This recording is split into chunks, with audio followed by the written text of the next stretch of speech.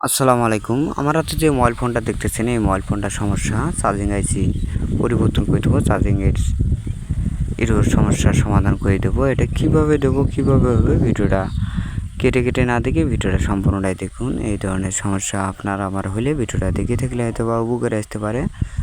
আমি ওটা তুলে নিচ্ছি, তুলে নিয়ে অন্য মাদারবোর্ড থেকে একটা লাগিয়ে দিচ্ছি। কিভাবে দিচ্ছি, কিভাবে হচ্ছে, ভিডিওটা সম্পূর্ণটাই দেখুন। দেখে একটা লাইক, একটা শেয়ার, একটা কমেন্ট, একটা ফলো দিয়ে পেজটার সাথে থাকবেন, যাতে ভিডিওগুলি দেখে আরও 10জন শিখতে পারে বা বুঝতে পারে, তার উদ্দেশ্য করে বানিয়ে থাকি।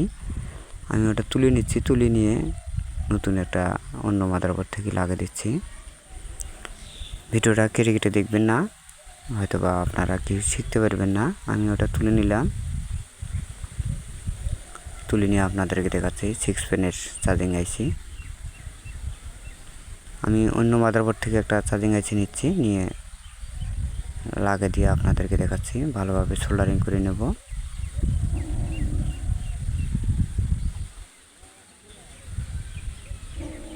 ভালোভাবে সোল্ডারিং করে নিচ্ছি, করে নিয়ে নতুন অন্য মাদারবোর্ড থেকে একটা লাগিয়ে দিচ্ছি।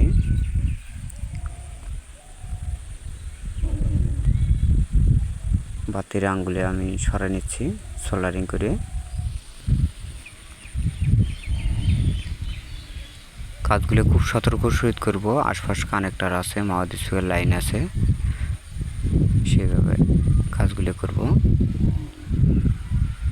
চার্জিং লাইনটির মধ্যে জাম্পার দেওয়া ছিল, আমি ছুটে নিচ্ছি। কানেকশনগুলি সম্পূর্ণ বিচ্ছিন্ন করে নিচ্ছে। দিয়ে আরেকটা লাগিয়ে দিয়ে দেখতেছি সমস্যাটা সমাধান হয় কিনা। চার্জিং এর সমস্যা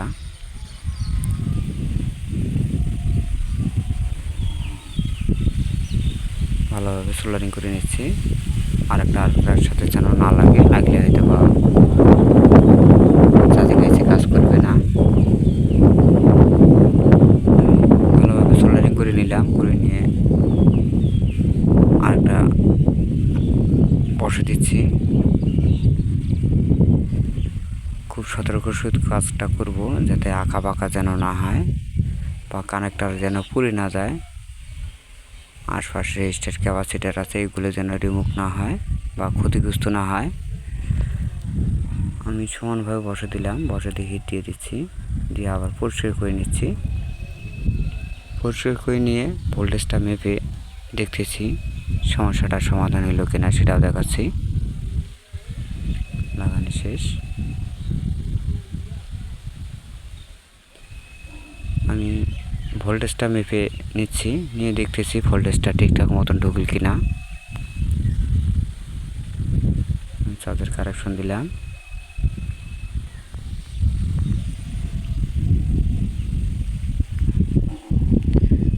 আমি মিটে নিচ্ছি, মিটে নিয়ে দেখতেছি ভোল্টেজটা ঠিকঠাক মতন ঢুকল কিনা, সেটাও দেখাচ্ছি। চার্জের আইকনটা আসে কিনা, সেটাও দেখাচ্ছি আপনাদেরকে। ভিডিওটা সাথে থাকুন। আমি ভোল্টেজটা মেপ দিয়ে দেখতেছি চার্জিং আইসিতে ঠিকঠাক মতন কাজ করে কিনা, সেটাও দেখবো, আপনাদেরকে দেখাবো।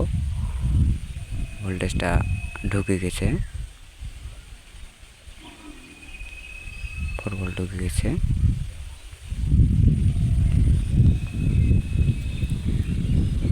আমি আবারও দেখার চেষ্টা করতেছি।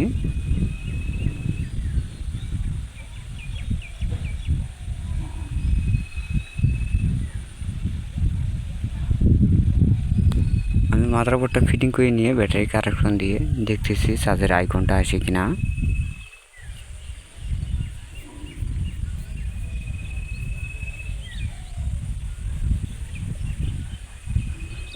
আমি ফিটিং করে নিচ্ছি।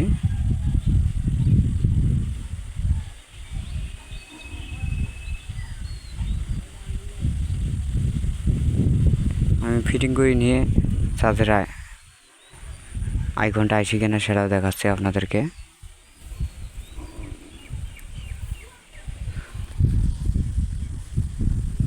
কিবোর্ডটাও লাগিয়ে নিচ্ছি। কিবোর্ড সাউন্ড বারটা লাগিয়ে দিয়ে ব্যাটারি সংযোগ দিয়ে চার্জার সংযোগ দিয়ে দেখতেছি সমস্যাটা সমাধান হলো কিনা। সেটাও দেখতেছি।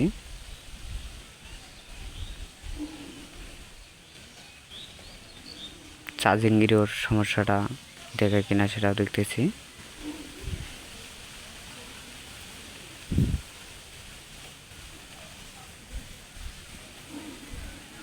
আলহামদুলিল্লাহ চালু হয়ে গেছে, চার্জারের আইকনটা এসে গেছে।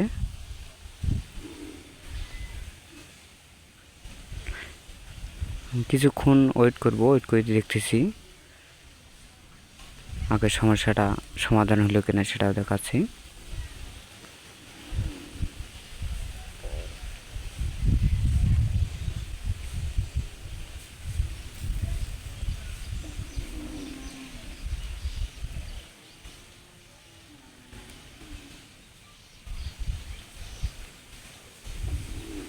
কিছুক্ষণ ওয়েট করব, ওয়েট করে দেখতেছি চার্জিংয়ের ওর সমস্যাটা সমাধান হলো কিনা সেটাও দেখতেছি।